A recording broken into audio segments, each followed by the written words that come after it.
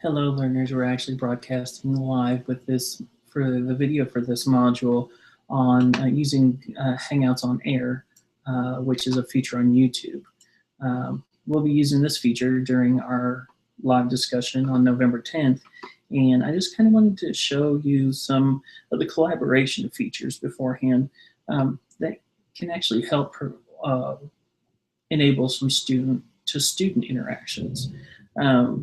One of the things that I like to work with, if you have the capability.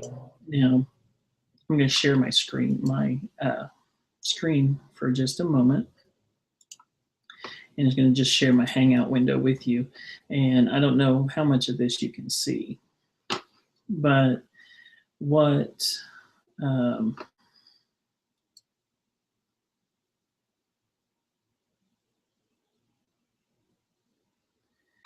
there's a little icon for YouTube, just kind of right on the left-hand side. And I'm going to go ahead and click that and activate that application. So I'm going to give you an introduction. Welcome to YouTube and Hangouts. Some things to remember. Everyone sees the same video and playlist, so adding and skipping videos will affect everyone. Now, on some devices, you won't have access to this tool. And I do like this feature, so you can actually share video in your collaborations with each other. You know, if you're using this, you can have, I mean, it'll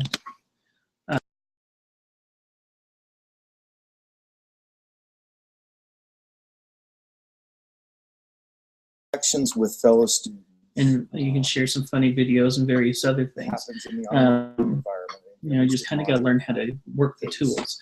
Now, there's several forms that typically you want to use headphones while you're chatting with, you know, your built-in microphone. It just kind of helps work better. So there's that cut down on background noise. And you know, if you're playing over, you know, regular speakers with a microphone, you know, you can get a lot of feedback over the audio signal.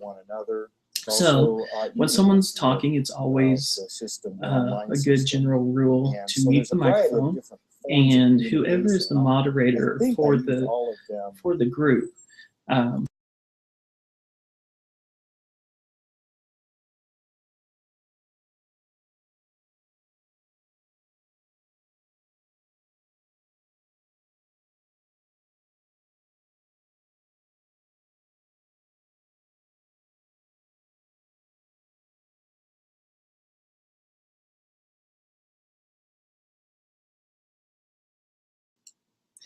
in the video that I was playing in the background, I will actually put a link on there so you can actually, so if you're interested or I will put a link onto course sites if you actually want to watch it.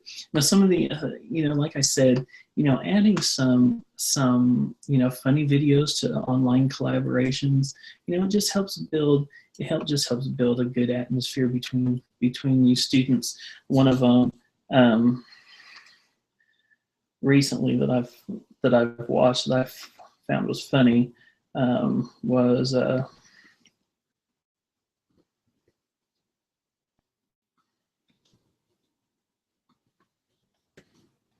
I'm just going to search or see if I can find this video. This was, I think, from the Tonight Show or something, one of the late shows with that Jimmy, whatever late show it was, is.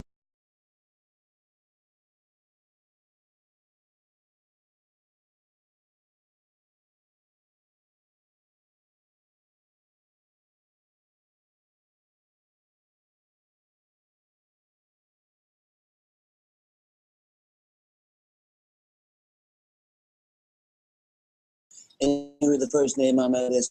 Is this?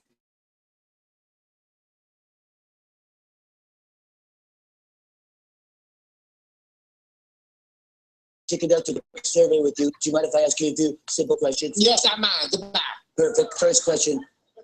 What is your biggest concern this election? Oh, that's simple. You are my biggest concern. Next question, please. Okay, when I win this election, what should be my first act as president? Oh, I think you should have the National Guard and all the Army people bring out jackets and give to everybody the quilted lines up kind. Why is that? Because if you win, hell, then froze the hell over. Okay. Wrong, not. This is not a debate, Donald. This is not a debate. Have you seen my poll numbers lately? Have you seen my poll numbers? Have you seen my poll numbers? Have you seen my poll numbers lately? They're very impressive. Yes, honey. I've seen the size of your hands, so trust me, I'm sure that your poll numbers is not that impressive. There's no problem with the size of my hands. Trust me, they're big, they're beautiful, and they're fantastic.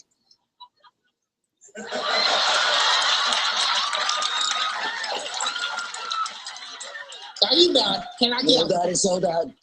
Want it, boy? All right, boy. Okay. He's not thirsty. Look, is there anything I could say to convince you to vote for me? Oh, yes, very simple. Hello, my name is Hillary Clinton, and I approve this message. Okay, moving on. What is your opinion on building the wall? Oh, I'm all for that. Really? Yes. I think I think you should build a wall, yes. Because I want a tall wall. Yes, you should have a tall wall. A tall wall in a circle around Trump Tower so I can lock your ass up in it. That's exactly what you should have. Hallelujah, somebody. Okay. What is with all the hostility? Haven't you heard the old saying, if you don't have anything nice to say, tweet it at 3 a.m. instead? Look, Donna, okay, that's one thing you and I have in common, okay? It's what we both say, whatever's on our mind. For instance, you can say that a beauty queen is disgusting. Ain't that what you said? And I can say that I heard that you look like a pumpkin, so sit outside of my house. The truth is, you look like the jack-o'-lantern that sit out of my house. In this case, it's a jackass-o'-lantern. Like, can you please get on my phone? Wrong. I prefer the term Trumpkin. Now look, let's cut to the chase. On election day, will you be voting for Donald Trump? Ain't no black people voting for you, Donald. Don't you understand that? Lord, help him understand. Help him understand, Lord. Help him understand. Help him to Timothy. Help him understand. What was that? Was that some kind of hymn? I love hymns. They're so much better than hers. All right, media, I have to move on to my next caller. But before I go, I got to tell you, if you're voting for Hillary Clinton, you really need to wake up. First of all, I'm woke, okay? I'm woke like a rooster cock-a-doodle-doo, bitch. Well, whatever. Yeah. I'm going to go eat a bucket of KFC and do my 7-minute workout. Okay, fine. Then I'm going to eat my Popeyes and do my 7-minute workout. Cue the music. Cue the black people music.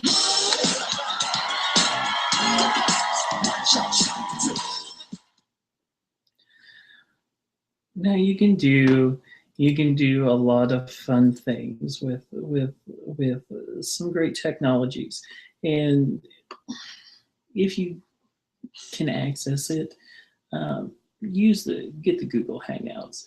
It's you can actually add apps to. I think you can add some apps to your personal Hangout or to your personal accounts. It might just be a business feature. But even if you do set up the business account, it's like $5 a month. So, if it's something that you could use, definitely worth checking out. And you get a free 30 days.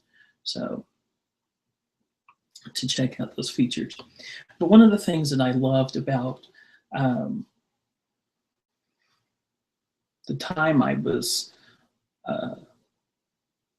time that I spent on campus during my undergraduate studies.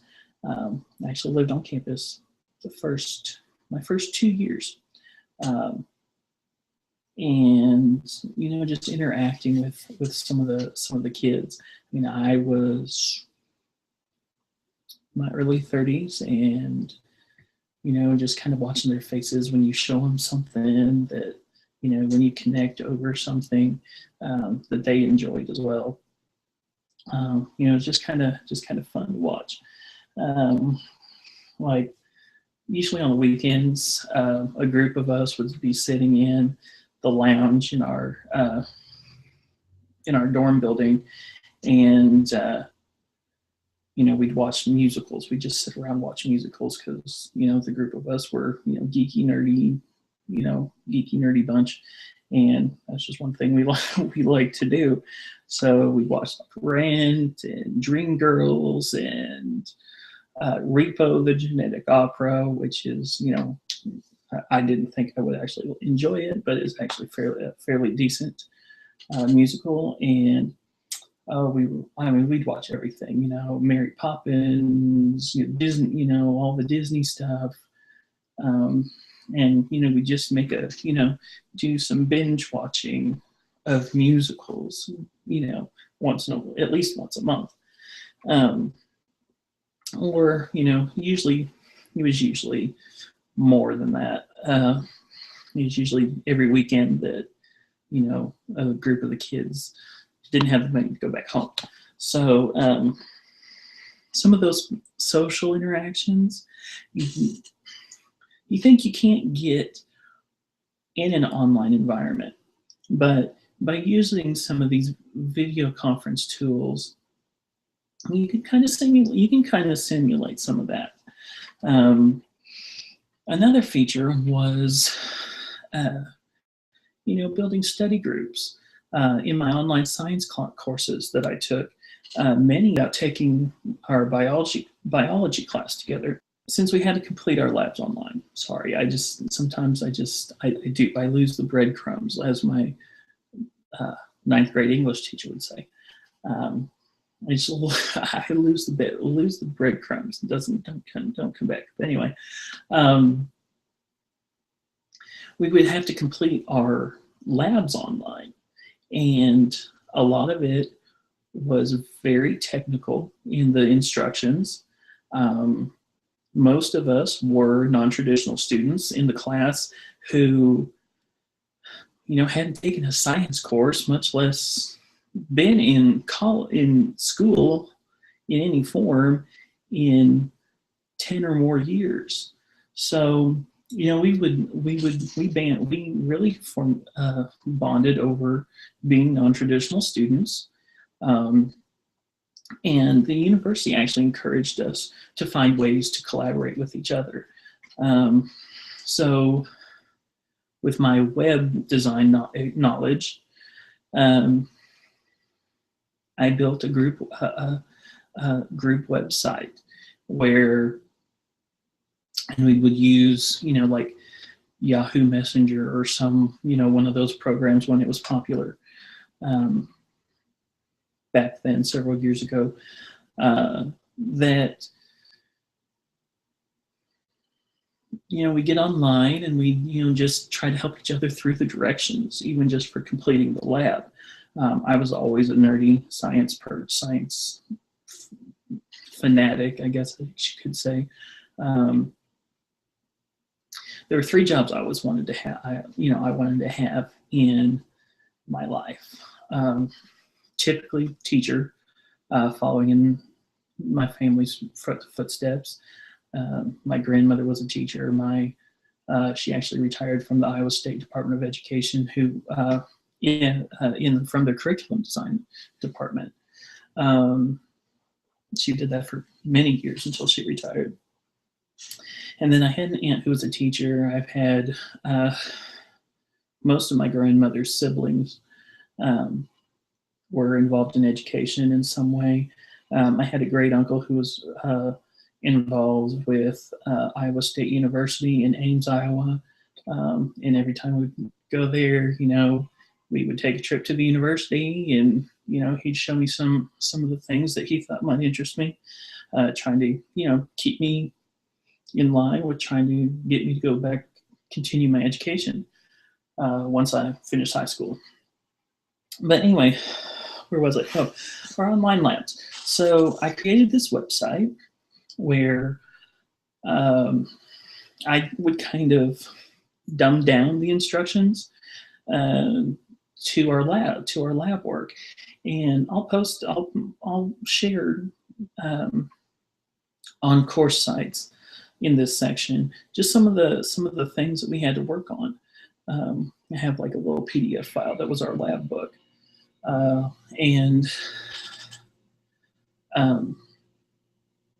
You know, we had to purchase this lab kit. It was like $300 that sent us, you know, chemicals and certain equipment. And then we'd actually have to go out on our own and find certain specimens to use to conduct the labs, give us suggestions of things to use. And, you know, a lot of us,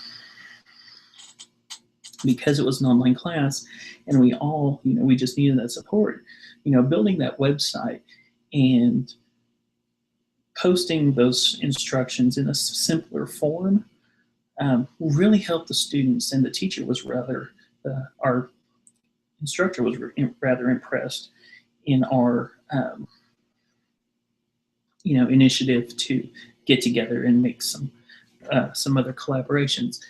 Now, you know, some of that got kind of watch out because you don't want, you know, to plagiarize each other's work. So it was, you know, that was one of the things that the instructor, you know, talked to us about, was just to be sure that we were doing our own work and that we were submitting our own results instead of, you know, doing everything as a group together.